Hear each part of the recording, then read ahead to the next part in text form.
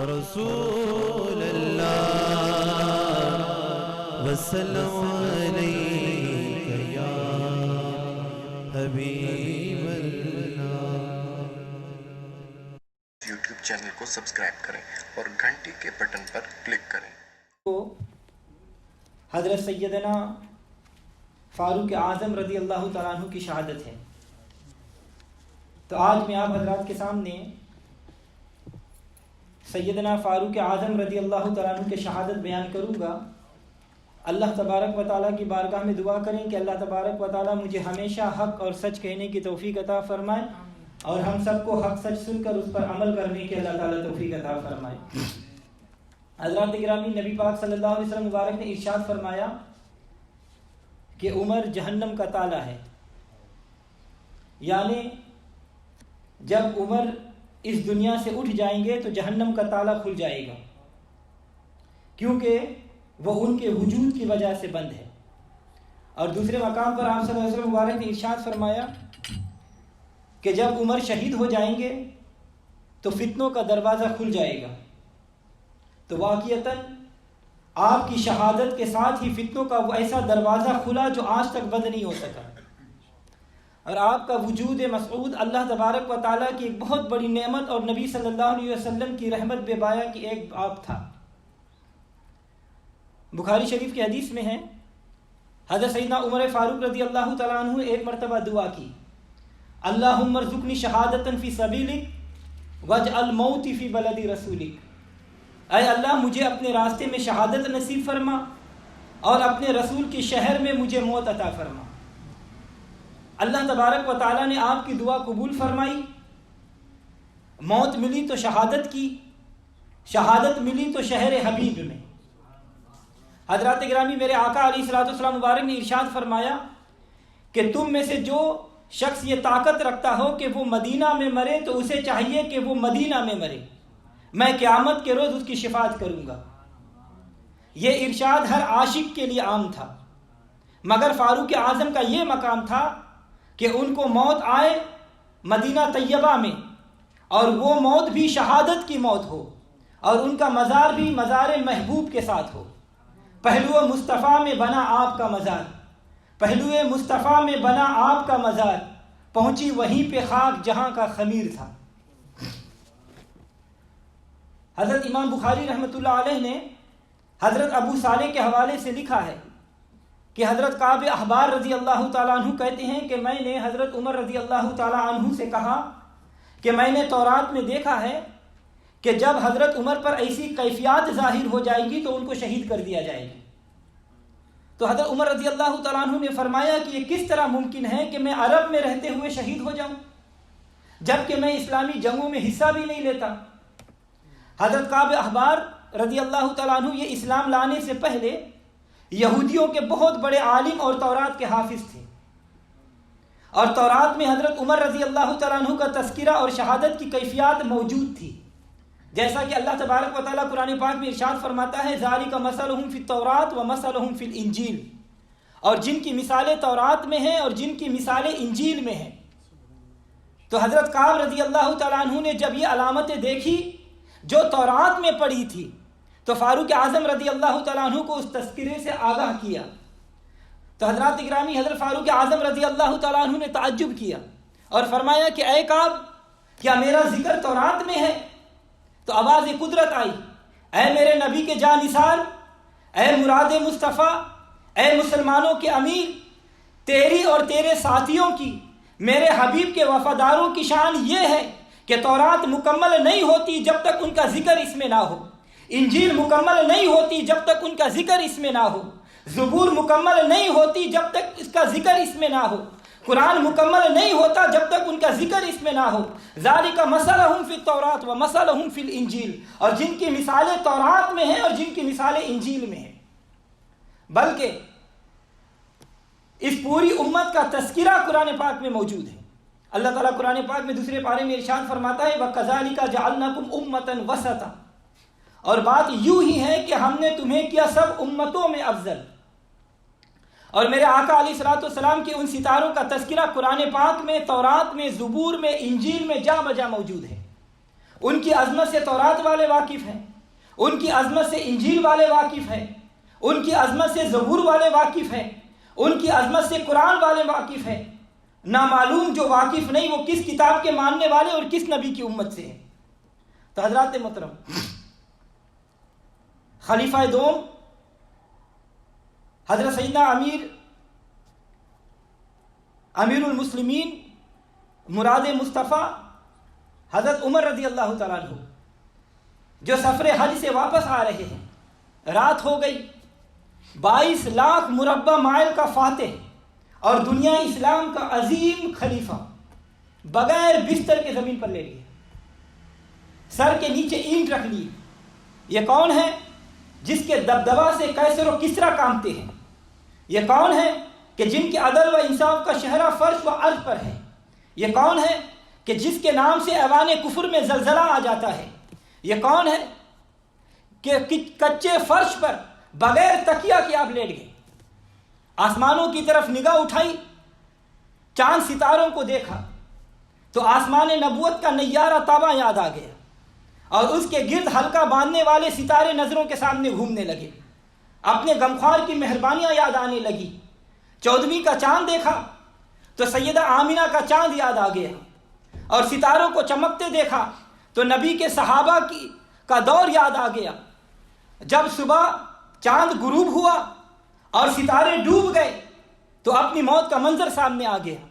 اور آنکھوں میں آنسو آ گئے اور رو کر اللہ کی بارگاہ میں عرض کی، اللہم ارزقنی شہادۃ فی سبیلک واجعل موتی فی بلدی رسولک۔ اے اللہ، چاند ڈوب گیا ہے، اب میں بھی موت کے قریب ہوں، میں تجھ سے مدینہ کی موت اور تیری راہ میں شہادت مانگتا ہوں۔ موت آئے تو مدینہ میں اور شہادت کی موت آئے اس شہر میں جہاں تیرا محبوب خود بھی ارشاد فرماتا رہا، اس شہر میں جہاں تیرا محبوب انوار نبوت سے تاریخیاں دور کرتا رہا، اس شہر میں جہاں کی زمین تیرے حبیب کے مبارک منور مطہر طلبوں کا بوسہ لیتی رہی، فی بلدی رسولک، تیرے رسول کے شہر میں، اور جس شہر کے لیے عشاق کی آرزو کیا کرتے ہیں کہ ان کے در پہ موت آ جائے تو جی جاؤں حسن، ان کے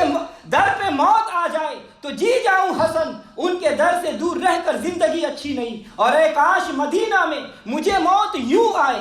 اے کاش مدینہ میں مجھے موت یوں آئے، قدموں میں تیرے سر ہو اور روح میری چلی ہو۔ اللہ اکبر۔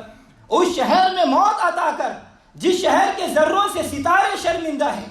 جس شہر میں جبریل امین بھی گردن جھکا کر آتے ہیں، جس شہر کے در و دیوار جنت کا سما پیش کرتا ہے، وَاجْعَلْ مَوْتِي فِي بَلَدِ رَسُولِكَ، اے میرے مولا، جنازے تو بہت اٹھتے ہیں، موتیں تو بہت ہوتی ہیں، دنیا سے بہت لوگ رخصت ہوتے ہیں، لیکن مجھے لطف آئے گا جب تو پوچھے گا کہ اے عمر تو کہاں شہید ہوا، تو میں کہوں گا کہ اصحاب مصطفیٰ سے پوچھ لو، میں کہوں گا حیائے مصطفیٰ سے پوچھ لو، میں کہوں گا وفائے مصطفیٰ سے پوچھ لو، میں کہوں گا محراب مصطفیٰ سے پوچھ لو، میں کہوں گا کہ محبوب کے مصلی سے پوچھ لو، میں کہوں گا کہ محبوب کے ممبر سے پوچھ لو، میں کہوں گا کہ محبوب کی مسجد سے پوچھ لو، میں کہوں گا کہ ریاض الجنہ سے پوچھ لو۔ مجھے بولنے کی ضرورت نہیں، میں نے تو تیرے آگے دستے سوال دراز کر دیا ہے کہ اللہم ارزقنی شہادۃ فی سبیلک واجعل موتی فی بلدی رسولک، اس سرزمین پر موت دے جو تیرے رسول کی سرزمین ہے،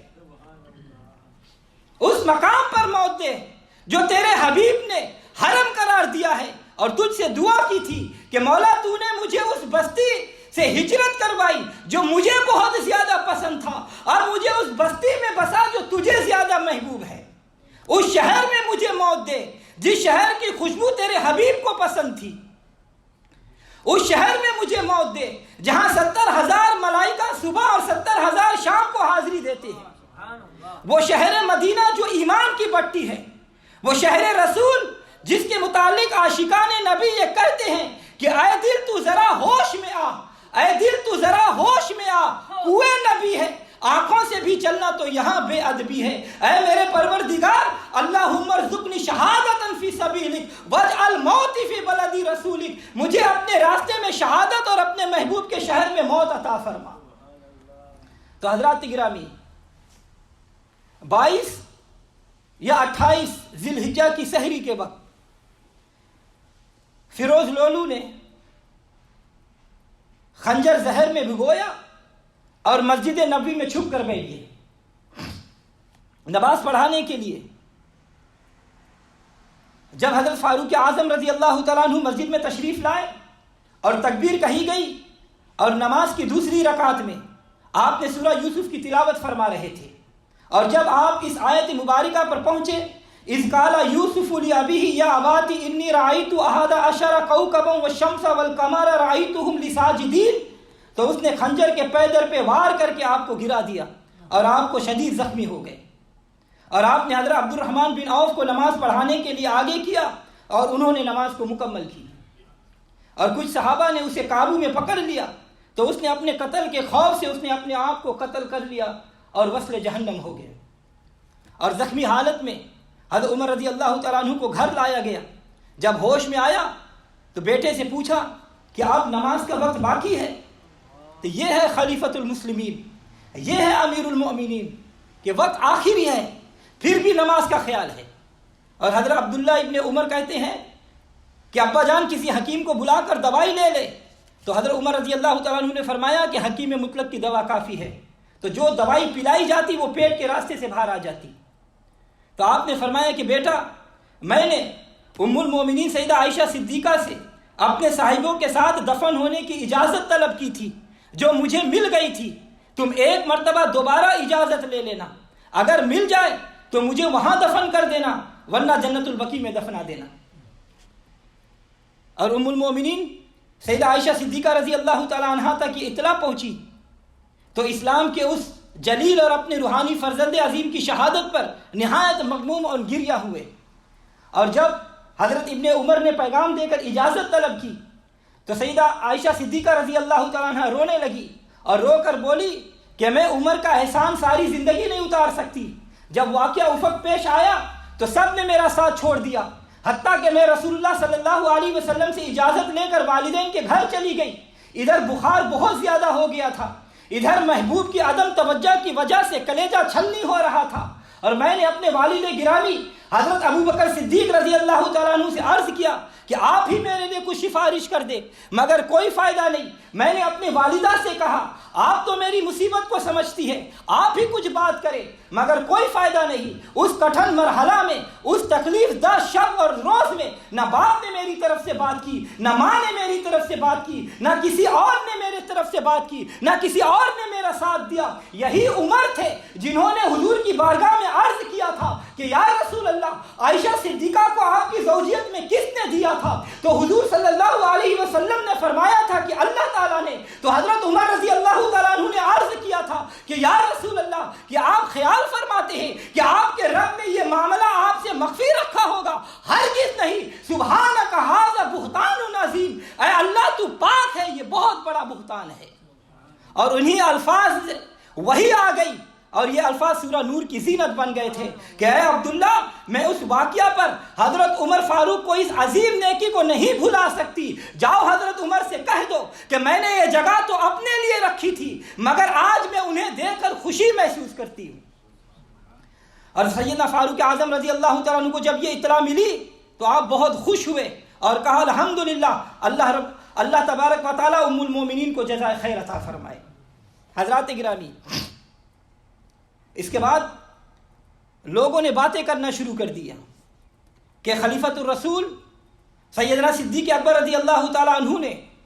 تو حضرت عمر رضی اللہ تعالیٰ عنہ کو خلیفہ مقرر کیا تھا، اور حضرت عمر رضی اللہ تعالیٰ عنہ نے کسی کو خلیفہ مقرر نہیں کیا۔ پھر حضرت عمر رضی اللہ تعالیٰ عنہ نے 6 لوگوں کا نام لیا، حضرت زبیر رضی اللہ تعالیٰ عنہ، حضرت علی کرم اللہ وجہ الکریم، حضرت طلحہ رضی اللہ تعالیٰ عنہ، حضرت عثمان غنی رضی اللہ تعالیٰ عنہ، حضرت سعد بن وقاص رضی اللہ تعالیٰ عنہ، اور حضرت عبد الرحمن بن عوف رضی اللہ تعالیٰ عنہ۔ آپ نے خلیفہ کا انتخاب انہی پر چھوڑ دیا۔ حضرت ابو بکر صدیق نے خود حضرت عمر کو خلیفہ مقرر کیوں فرمایا، اور حضرت عمر نے 6 آدمیوں کی شورا خلافت کے فیصلے کے لیے کیوں مقرر فرمائی؟ بعض لوگوں کو یہ تکلیف دہ ہوتا ہے اور وہ کہا کرتے ہیں کہ جناب رسول اللہ نے اپنا خلیفہ نامزد نہیں کیا اور اس کے خلاف حضرت ابو بکر صدیق نے اپنا خلیفہ نامزد کروا دیا، اور ان دونوں کے خلاف حضرت عمر رضی اللہ تعالیٰ عنہ نے خلیفہ کا اختیار شورا کو دیا۔ ان میں سے کون سا طریقہ صحیح ہے، حضرت ابو بکر صدیق کا یا حضرت عمر فاروق کا؟ توجہ چاہوں گا، حضور صلی اللہ علیہ وسلم نے واضح طور پر کسی کو خلیفہ مقرر نہیں فرمایا، اس لیے کہ اگر آپ صلی اللہ علیہ وسلم خود کسی کو خلیفہ نامزد فرما دیتے تو اس کا انکار کرنے والا کافر ہو جاتا، کیونکہ نبی صلی اللہ علیہ وسلم کا فعل مبارک اللہ تعالیٰ کا فعل مبارک ہے، اور جو اللہ اور اس کے رسول کے نافرمانی کرے وہ کافر اور جہنمی ہے۔ اور بہت سے روایت میں حضرت سیدنا صدیق اکبر رضی اللہ تعالیٰ عنہ کے خلافت پر دلالت کرتی ہے، جیسا کہ حضور صلی اللہ علیہ وسلم کو ایک عورت نے عرض کیا جب کہ آپ مرض علالت میں تھے کہ اگر میں کل آؤں اور آپ کو نہ پاؤں تو میں کہاں جاؤں؟ تو آپ صلی اللہ علیہ وسلم مبارک نے ارشاد فرمایا کہ اگر تم مجھے نہ پائے تو ابو بکر صدیق کے پاس چلی جانا۔ اور حضرت ابو بکر صدیق رضی اللہ تعالیٰ عنہ نے حضرت عمر کو اس لیے خلیفہ نامزد کیا کہ حضور صلی اللہ علیہ وسلم نے ارشاد فرمایا تھا کہ اگر میرے بعد کوئی نبی ہوتا تو وہ عمر بن خطاب ہوتے۔ تو جس شخصیت میں اوصاف نبوت موجود تھے اس میں اوصاف خلافت بدرجہ اولا موجود تھے، اور حضرت عمر نے خلیفہ مقرر اس لیے نامزد نہیں کیا کیونکہ حضور صلی اللہ علیہ وسلم نے خلیفہ نامزد نہیں فرمایا، اور شورا اس لیے بنائی کہ ان 6 افراد میں استحقاق خلافت موجود تھا، اور جس میں اوصاف خلافت موجود ہو اس کو خلیفہ بنانا یہ جانشین رسول یارغار سیدنا صدیق اکبر رضی اللہ تعالیٰ عنہ کا طریقہ ہے۔ تو پہلا نام آپ نے حضرت زبیر کا لیا۔ حضرت فاروق اعظم نے حضرت زبیر رضی اللہ تعالیٰ عنہ کو اس لیے شورا میں شامل کیا کہ وہ حواری رسول اور عشرہ مبشرہ میں سے ہے، اور حضور صلی اللہ علیہ وسلم کے پھوپھی حضرت صفیہ کے فرزند ہے۔ یوم احزاب ہے، ہر قسم کے کفار مسلمانوں پر حملہ آور ہے۔ میرے نبی صلی اللہ علیہ وسلم نے فرمایا کہ کون ہے جو دشمن کی خبر لائے آج احزاب کے دن، کیونکہ دشمن کی افراد قوت بہت زیادہ ہے، دشمن کی طاقت کثرت کی وجہ سے بڑھ گئی ہے، اور اس کے اندر گھس کر ان کی جاسوسی کرنا اور خبر لانا یہ بہت مشکل کام ہے۔ تو آج کون ہے جو یہ کام کرے گا؟ تو حضرت زبیر نے عرض کیا یا رسول اللہ میں یہ کام کروں گا، دشمن کی خبر میں لے کر آؤں گا۔ تو میرے آقا علیہ الصلوۃ والسلام نے فرمایا کہ ہر نبی کے حواری یعنی مخلص دوست ہوتے ہیں، اور میرا حواری میرا مخلص دوست حضرت زبیر ہے، اس لیے یہ خلافت کے استحقاق رکھتے تھے۔ اور دوسرا نام آپ نے لیا حضرت سعد ابن وقاص رضی اللہ تعالیٰ عنہ کا۔ حضرت سعد ابن وقاص رضی اللہ تعالیٰ عنہ کے متعلق مولا کائنات حضرت علی کرم اللہ وجہ الکریم فرماتے ہیں کہ نبی صلی اللہ علیہ وسلم نے کبھی کسی کو میں نے نہیں سنا کہ کسی کے لیے اپنے ماں باپ جمع کیے ہو سوائے حضرت سعد ابن مالک کے، کہ میں نے احد کے دن آپ صلی اللہ علیہ وسلم کو یہ فرماتے ہوئے سنا کہ اے سعد تم تیر چلاؤ میرے ماں باپ پر فدا ہو۔ تو حضرات گرامی یہ کوئی معمولی بات ہے، ساری کائنات یہ کہتی ہے یا رسول اللہ آپ پر ہمارے ماں باپ قربان ہو جائے، سارے ولی کہتے ہیں یا رسول اللہ آپ پر ہمارے ماں باپ قربان، سارے غوث کہتے ہیں یا رسول اللہ آپ پر میرے ماں باپ قربان، سارے ابدال کہتے ہیں یا رسول اللہ آپ پر میرے ماں باپ قربان، سارے اوتاد کہتے ہیں یا رسول اللہ آپ پر میرے ماں باپ قربان، امام کہتے ہیں یا رسول اللہ آپ پر میرے ماں باپ قربان، مجتہد کہتے ہیں یا رسول اللہ آپ پر میرے ماں باپ قربان، کلندر کہتے ہیں یا رسول اللہ آپ پر میرے ماں باپ قربان، شہید کہتے ہیں یا رسول اللہ آپ پر میرے ماں باپ قربان، صحابہ کہتے ہیں یا رسول اللہ آپ پر میرے ماں باپ قربان، حضرت صدیق اکبر کہتے ہیں یا رسول اللہ آپ پر میرے ماں باپ قربان، حضرت فاروق اعظم کہتے ہیں یا رسول اللہ آپ پر میرے ماں باپ قربان، حضرت عثمان غنی کہتے ہیں یا رسول اللہ آپ پر میرے ماں باپ قربان، حضرت مولا علی کہتے ہیں یا رسول اللہ آپ پر میرے ماں باپ قربان، اور رسول اللہ فرماتے ہیں اے میرے پیارے صحابی سعد تجھ پر میرے ماں باپ قربان ہو، اے سعد تم تیر چلاؤ میرے ماں باپ تم پر قربان ہو جائے۔ تو حضرات گرامی حضرت سعد ابن وقاص فرماتے ہیں کہ میں وہ پہلا عرب ہوں جس نے اللہ کی راہ میں تیر چلایا ہے۔ حضور صلی اللہ علیہ وسلم نے सन 1 हिजरी में हजरत उबैदा इब्न हारिस की निगरानी में 60 सहाबा इकराम को अबू सुफियान के मुकाबले के लिए भेजा। कुफार बहुत ज्यादा थे, इसलिए जंग नहीं हुई, मगर हजरत साद इब्न वक्कास ने उन कुफार पर एक तीर चलाया। यह मुसलमानों की तरफ से पहला तीर कुफार पर चलाया गया, जिनको नबी सल्लल्लाहु अलैहि वसल्लम फरमाए कि तुझ पर मेरे माँ बाप कुर्बान वो साद, जिनको हुजूर फरमाए कि तीर मारो वो साद, जो इस्लाम के सबसे पहला तीर अंदाज हो वो साद, अगर वो मुस्तहिक खिलाफत ना थे तो और कौन थे। तो इसीलिए हजरत उमर रजी अल्लाह ताला अन्हु ने उनका जिक्र किया। और तीसरा नाम आपने दिया हजरत तलहा रजी अल्लाह ताला अन्हु का। रिवायतों में है हजरत जुबैर फरमाते हैं कि उहुद के दिन नबी सल्लल्लाहु अलैहि वसल्लम पर 2 ज़ीरें थी। एक, चट्टान पर आप चढ़ने लगे तो ना चढ़ सके, तो हजरत तलहा आपके नीचे बैठ गए, हत्ता कि रसूलुल्लाह सल्लल्लाहु अलैहि वसल्लम चट्टान पर चढ़ गए। तो रसूलुल्लाह सल्लल्लाहु अलैहि वसल्लम को मैंने ये फरमाते हुए सुना कि तलहा ने जन्नत वाजिब कर ली। और उसी गज़वा में हजरत तलहा ने अपने जिस्म को हुजूर सल्लल्लाहु अलैहि वसल्लम की ढाल बनाकर 80 जख्म खाए। ये जन्नती नहीं होंगे तो और कौन होगा। इतने जख्म खाने के बाद भी हुजूर सल्लल्लाहु अलैहि वसल्लम के नीचे सीढ़ी बनकर बैठे रहे। और एक रिवायत में यूं है, हुजूर सल्लल्लाहु अलैहि वसल्लम मुबारक ने इरशाद फरमाया कि जो उस शहीद को देखना चाहे जो जमीन पर चल रहा है, वो तलहा बिन उबैदुल्लाह को देख ले। इसीलिए हजरत उमर रजी अल्लाह ताला अन्हु ने इनका नाम दिया। और रिवायतों में है हजरत अली फरमाते हैं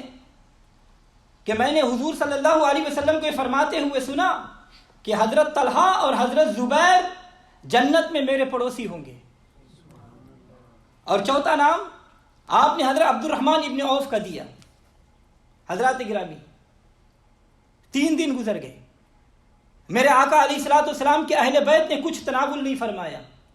और फाका से वक्त गुजर रहा है। हजरत अली भी फाका से हैं,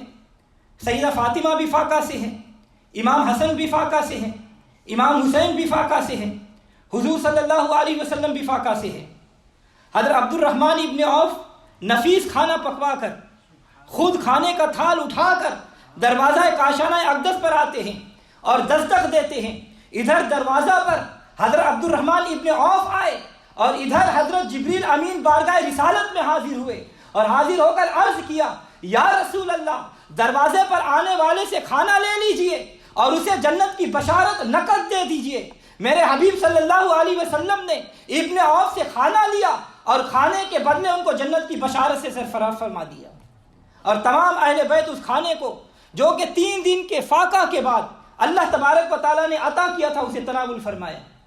तो ये है हजरत अब्दुर्रहमान इब्न औफ कि जिनके मुतालिक हुजूर सल्लल्लाहु अलैहि वसल्लम की एक हदीस पाक उम्मुल मोमिनीन सैयदा आयशा सिद्दीका रज़ी अल्लाह तआला अन्हा रिवायत करते हैं, इरशाद फरमाती है कि रसूलुल्लाह सल्लल्लाहु अलैहि वसल्लम अपनी अज़वाज मुतहरात से फरमाते थे कि मेरे बाद तुम्हारे हालात की मुझे बड़ी फिक्र है कि तुम पर सब्र नहीं करेंगे मगर सब्र और सिद्क वाले। हज़रत आयशा रज़ी अल्लाह तआला अन्हा ने फरमाया यानी सदका वाले। फिर हज़रत आयशा सिद्दीका ने हज़रत उम्मे सलमा बिन अब्दुर्रहमान से फरमाया कि अल्लाह तबारक व तआला तुम्हारे वालिद को सलसबील से पिलाए। और इब्न औफ ने उम्महातुल मोमिनीन पर एक बाग सदका किया था जो 40,000 में फरोख्त हुआ। तवज्जो चाहूँगा, यहाँ पर यह बात ख्याल रखें कि हदीस में लफ्ज़ सदका आया है, लेकिन यहाँ से मुराद खैरात नहीं, इसलिए कि कोई बेटा अपनी माँ को खैरात नहीं देता, बल्कि उससे मुराद नजराना और हदिया है जो लायक बेटा अपनी माँ की खिदमत में पेश करता है। और उम्मुल मोमिनीन सैयदा आयशा सिद्दीका रज़ी अल्लाह तआला अन्हा फरमाती है कि मैंने रसूलुल्लाह सल्लल्लाहु अलैहि वसल्लम को अपनी बीवियों से फरमाते हुए सुना कि जो शख्स तुम पर मेरे बाद निचावर करे वो सच्चा और नेक होगा। या अल्लाह, अब्दुर्रहमान इब्न औफ को जन्नत के सलसबील से पानी पिला। इसीलिए हजरत उमर रज़ी अल्लाह तआला अन्हु ने इनका नाम लिया। और 5वां नाम सैयदना उस्मान गनी रज़ी अल्लाह तआला अन्हु का।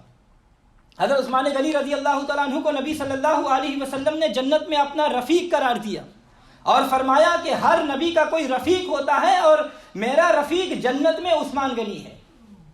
اور چھٹا نام حضرت علی کرم اللہ الوجہ الکریم۔ حضرت سیدنا علی کرم اللہ الوجہ الکریم کے متعلق حضور صلی اللہ علیہ وسلم نے فرمایا کہ اے علی، تم مجھ سے اس درجہ میں ہو جو ہارون کو موسیٰ سے تھا، بجز اس کے کہ میرے بعد کوئی نبی نہیں۔ اور حضرت عمران بن حسین فرماتے ہیں کہ نبی صلی اللہ علیہ وسلم نے فرمایا کہ بے شک علی مجھ سے ہیں اور میں علی سے ہوں اور وہ ہر مومن کا ولی ہے۔ حضرت زید بن ارقم رضی اللہ تعالیٰ عنہ فرماتے ہیں کہ نبی صلی اللہ علیہ وسلم نے فرمایا کہ میں جس کا مولا ہوں اس کا علی مولا ہے۔ تو حضرات گرامی، یہ تھی وہ مجلس شورا جو حضرت فاروق اعظم نے نامزد کی، جس کا ہر رکن جنتی تھا اور عشرہ مبشرہ، اور جن کو حضور نے دنیا میں جنت کی بشارت عطا فرما دی تھی۔ یہ 6 افراد انہی میں سے تھے، جن میں سے کوئی تھا مومنوں کا مولا اور ہر مومن کا ولی، جن میں سے کوئی تھا جنت میں نبی صلی اللہ علیہ وسلم کا رفیق خاص، جن میں سے کوئی تھا سلسبیل سے نوش فرمانے والا، جن میں سے کوئی تھا جنت میں نبی صلی اللہ علیہ وسلم کا پڑوسی، جن میں سے کوئی تھا مسلمانوں کا سب سے پہلا تیر انداز، جن میں سے کوئی تھا جن پر جنت واجب ہو چکی تھی، جن میں سے کوئی تھا جو حواری رسول تھا۔ یہ تمام کے تمام السابقون الاولون میں شامل، یہ تمام کے تمام اہل بدر اور مجاہدین میں شامل سوائے حضرت طلحہ کے۔ اسی لیے ان کو فرمایا کہ تم میرے بعد خلیفہ کا انتخاب کرنا اور میرے لخت جگر کو خلیفہ نامزد نہیں کرنا۔ تو حضرات گرامی، ان 6 حضرات میں سے پھر 3 اصحاب نے یہ انتخاب 3 حضرات کو سونپ دیا، اور پھر سیدنا عثمان غنی رضی اللہ تعالیٰ عنہ خلیفہ ثالث منتخب ہو گئے۔ لہٰذا صدیق اکبر رضی اللہ تعالیٰ عنہ کا انتخاب بھی درست، سیدنا فاروق اعظم رضی اللہ تعالیٰ عنہ کا انتخاب بھی درست، خلفائے ثلاثہ کا انتخاب خدا کی مرضی، خلفائے ثلاثہ کا انتخاب مصطفیٰ کی مرضی، اور خلفائے ثلاثہ کا انتخاب صحابہ اکرام کی مرضی۔ حضرت فاروق اعظم اس شورا کی نامزد کے بعد آپ شہید ہو گئے، انا للہ و انا الیہ راجعون۔ آپ کی نماز جنازہ حضرت صہیب رومی رضی اللہ تعالیٰ عنہ نے پڑھائی اور روضہ رسول میں دفن کر دیے گئے۔ اس طرح ام المومنین سیدہ عائشہ صدیقہ رضی اللہ تعالیٰ عنہ کے خواب کی تعبیر پوری ہو گئی، جو انہوں نے دیکھا تھا کہ میرے حجرے میں 3 چاند اترے ہیں۔ پہلا چاند خود مصطفیٰ صلی اللہ علیہ وسلم، دوسرا چاند سیدنا صدیق اکبر، اور تیسرا چاند سیدنا فاروق اعظم رضی اللہ تعالیٰ عنہ۔ اس گنبد خضرا میں رحمت کے خزینے ہیں، اس گنبد خضرا میں رحمت کے خزینے ہیں۔ جب نظر پڑی میری تو 2 یار نظر آئے۔ تو حضرات گرامی، آواز قدرت آئی کہ اے عمر، تم نے مجھ سے دعا کی تھی اللہم ارزقنی شہادۃ فی سبیلک، یا اللہ مجھے اپنے راستے میں شہادت عطا فرما، میں نے عطا فرما دی۔ دوسری چیز تم نے مانگی تھی واجعل موتی فی بلد رسولک، مجھے اپنے رسول کے شہر میں موت عطا فرما، میں نے عطا فرما دی۔ عائشہ کا خواب بھی پورا ہو گیا، تیری دعا بھی پوری ہو گئی، بلکہ صرف موت ہی نہیں، اب تو شہر حبیب میں تا قیامت ہمیشہ ہمیشہ رہے گا، اب تو گنبد خضرا میں تا قیامت ہمیشہ ہمیشہ رہے گا، اب تو ریاض الجنت میں تا قیامت ہمیشہ ہمیشہ رہے گا۔ اور جب بروز محشر میرے پاس آئے گا تو آگے آگے میرا محبوب ہوگا، اس کے پیچھے محبوب کا محبوب ہوگا، اور اس کے پیچھے میرے محبوب کے محبوب کا محبوب ہوگا۔ اور میرے آقا علیہ الصلوۃ والسلام مبارک نے ارشاد فرمایا کہ بروز قیامت ہم اسی طرح اٹھائے جائیں گے۔ تو حضرات گرامی، پھر جب اللہ تعالیٰ نے فرمایا کہ جب شہداء میری بارگاہ میں حاضر ہوں گے تو میں سوال کروں گا کہ اے شہداء امت مصطفیہ، کون تمہاری شہادت کے گواہ ہے؟ تو کسی کی گواہی بدر کا میدان دے گا، کسی کی گواہی میرا قرآن دے گا، کسی کی گواہی احد کے پتھر دیں گے، کسی کی گواہی نبی کے محراب و منبر دیں گے، کسی کی گواہی کربلا کا میدان دے گا، کسی کی گواہی تبوک کا میدان دے گا۔ اور جب اے عمر تیری باری آئے گی تو مسجد نبوی مصلی تیری گواہی دے گا۔ اللہ اکبر۔ حضرات گرامی، وہ کیسا منظر ہوگا؟ ایک طرف شہزادی رسول حسین پاک کا خون آلود پیراہن لے کر آئیں گی، اور دوسری طرف رسول اللہ صلی اللہ علیہ وسلم عثمان غنی کا خون آلودہ کرتا لے کر آئیں گے، اور ان کے درمیان میں مسجد نبوی کا وہ خون آلودہ مصلی لایا جائے گا. شہداء کے خون کی سرخی حشر کا نقشہ بدل دے گی اور اس خون سے گنہگاروں کی بخشش کر دی جائے گی اور شہداء کو رضا الہی کا مژدہ سنا دیا جائے گا کہ آج رضی اللہ عنہم ورضوا عنہ، یہ وہ شہید ہے کہ ان سے اللہ راضی، اور یہ شہید ہے اور یہ اللہ سے راضی ہے. اور جو اللہ تبارک و تعالیٰ نے فرمایا اور شہید کرنے والے کو ہمیشہ ہمیشہ جہنم کا ایندھن بنا دیا جائے گا. اللہ تبارک و تعالیٰ کی بارگاہ میں دعا کریں کہ اللہ تبارک و تعالیٰ ہم سب کو صحابہ اکرام بالخصوص سیدنا عمر فاروق